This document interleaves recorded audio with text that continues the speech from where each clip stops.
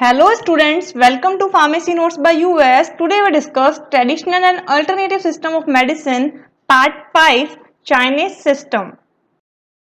Discuss Chinese medicine and Kampo system of medicine, यानी कि उसके अंदर जो चाइना है उसके अंदर जो मेडिसिन सिस्टम था शुरू के अंदर वो किस तरीके का था, या वहां पे जो ट्रीटमेंट है वो क्या थे, डायग्नोस किस तरीके से किया जाता था और किस प्रिंसिपल पे मेडिकेशन है जो कि बेस थी। तो सबसे पहले अगर अपन बात करें, the first difference found in yellow imperial classic of internal medicine Huangdi Neijing in which 200 BC and 100 AD, यानी कि एक बुक थी which is known as yellow imperial classic of internal medicine, जो कि एक बहुत ही लैंडमार्क साबित हुई चाइनीज सिविलाइजेशन के लिए। उसके अंदर जो सबसे पहले चाइनीज सिस्टम ऑफ मेडिसिन है उसके बारे में है जो कि इंट्रोडक्शन मिलता है। जो हंग दी निंग है वो है father of Chinese system of medicine. अगर अपन प्रिंसिपल की बात करें कि जो चाइनीज मेडिसिन सिस्टम है वो किस प्रिंसिपल पे बेस है, तो ये basically yin and yang theory पे बेस है। अब यिन एंड यांग थ्योरी क्या होती है, तो basically yin and yang theory it is in this everything in this universe consist of two side. आपने ये बहुत बार चाइनीज जो मूवीज हैं या काफी सारी जगह साइन देखा होगा, तो ये जो है वो यिन एंड यांग को रिप्रेजेंट करता है, यानी कि ये कहता है कि दुनिया में जो भी चीजें बनी है पूरी यूनिवर्स में वो दो साइड से मिलकर बनी है, एक डार्क और एक लाइट। डार्क के अंदर कुछ ना कुछ एक पार्ट है जो कि व्हाइट का रहेगा और जो व्हाइट है उसके अंदर कुछ ना कुछ पार्ट है जो ब्लैक का रहेगा, यानी कि दोनों एक दूसरे के अब्सेंस में अधूरे हैं। कहीं ना कहीं एक पार्ट फ्रैक्शन का आपको एक पूरे के पूरे साइड में देखने को मिलेगा। अब यिन एंड यांग किस किस को रिप्रेजेंट करते हैं, तो जो यिन साइड है, यांग साइड है, वो है व्हाइट पार्ट, यानी कि अब व्हाइट यानी कि लाइटर साइड। अब वो किस किस को रिप्रेजेंट करती है, वो सन को रिप्रेजेंट करती है, hot, light, male, hard, aggressive and dominance को जो है रिप्रेजेंट कर रही है।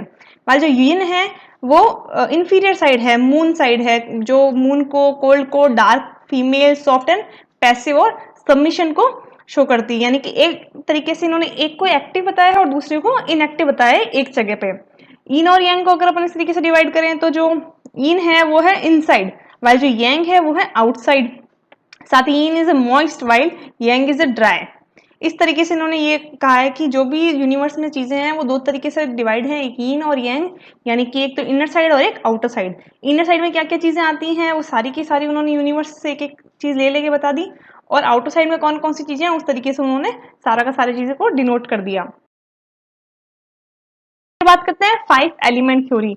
बेसिकली जो अपने जो प्रीवियस जो सिस्टम्स पढ़े हैं उस सब में भी यही है कि जितना भी नेचर है, जो भी उसमें जो भी कंसिस्ट है या जो भी कंपोजिशन है वो बेसिकली 5 एलिमेंट से मिलके बने हैं। तो चाइनीज सिद्धांत भी यही कहता है कि हाँ, सारे के सारे जो यूनिवर्स में सब्सटेंस है वो भी इन 5 एलिमेंट से ही मिलके बने होते हैं, जिससे उन्होंने पावर कह दिया, जैसे कि fire, earth, metal, water and would. अब इसमें ये जो पावर्स हैं, 5 एलिमेंट हैं, ये यिन और यांग को भी रिप्रेजेंट कर रहे हैं, और साथ ही साथ जैसे कि अपन ने पढ़ा था कि एक जो है इंफीरियर साइड है, एक है जो सुपीरियर साइड है, या फिर एक डार्क साइड है और एक लाइटर साइड है। तो उस हिसाब से ये जो पावर्स हैं दोनों यिन एंड यांग में डिफरेंट डिफरेंट पार्ट को है जो कि रिलेशनशिप में जो है कि बैलेंस करती है। जैसे कि अगर अपन बात करें यांग की, तो यांग के अंदर fire represent intestine, earth represent stomach, metal represent colon, water represent bladder, uterus bladder, wood represent gall bladder, while yin में यानी कि जिसे जोंग भी बोलते हैं उसमें फायर रिप्रेजेंट करती है हर्ट को, अर्थ स्प्लिन को, मेटल लंग्स को, वाटर किडनी को एंड वुड लीवर को। ये सारी चीजें इस तरीके से डिपेंड करती है, यानी कि कहीं ना कहीं जो बॉडी एंड नेचर है वो एक दूसरे के साथ रिलेशनशिप में है। जैसे कि अगर अपन बात करें इंटेस्टाइन की, तो यहाँ पे जो सारा डाइजेशन और ये सब कुछ रह रहा है तो इसको पावर से रीसम्बल कर दिया। साथ ही साथ फायर का कलर लाल है तो इस तरीके से इंग में इन्होंने हट रेड से इस तरीके से इसको रिप्रेजेंट कर दिया। अब अगर अपन यहाँ पे देखें जैसे कि वुड है, तो वुड किस किस को रिप्रेजेंट करता है, कॉमन में लीवर को भी कर रहा है और गॉल ब्लैडर को भी कर रहा है। दूसरा फायर रिप्रेजेंट कर रहा है हर्ट को भी कर रहा है, साथ में नर्वस सिस्टम को भी कर रहा है, अर्थ स्टमक को भी कर रहा है, स्प्लिन को भी कर रहा है, मेटल लंग्स को भी कर रहा है, कॉलन को भी कर रहा है, एंड वाटर है जो किडनी को भी कर रही है और ब्लैडर्स को भी कर रही है। तो कहीं ना कहीं ये जो सारे के सारे एलिमेंट कह दो या फिर सारे के सारे बॉडी पार्ट कह दो, एक दूसरे को किकअप करते हैं, यानी कि एक दूसरे को बैलेंस कर रहे हैं।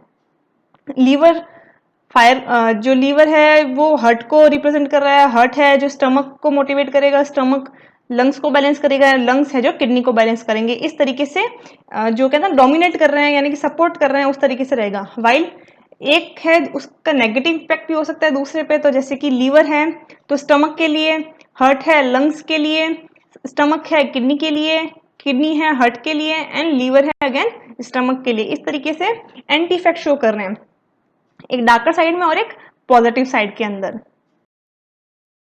बात करते हैं 5 बॉडी कॉन्स्टिट्यूएंट्स, यानी कि जो ये कॉन्स्टिट्यूएंट्स हैं वो किस तरीके से है कि बॉडी के अंदर रिप्रेजेंट करते हैं। सबसे पहले है काई, काई और स्पिरिट, लाइफ फोर्स और energy which flows in a regular system of channel called meridian to all part of the body like move, think and work.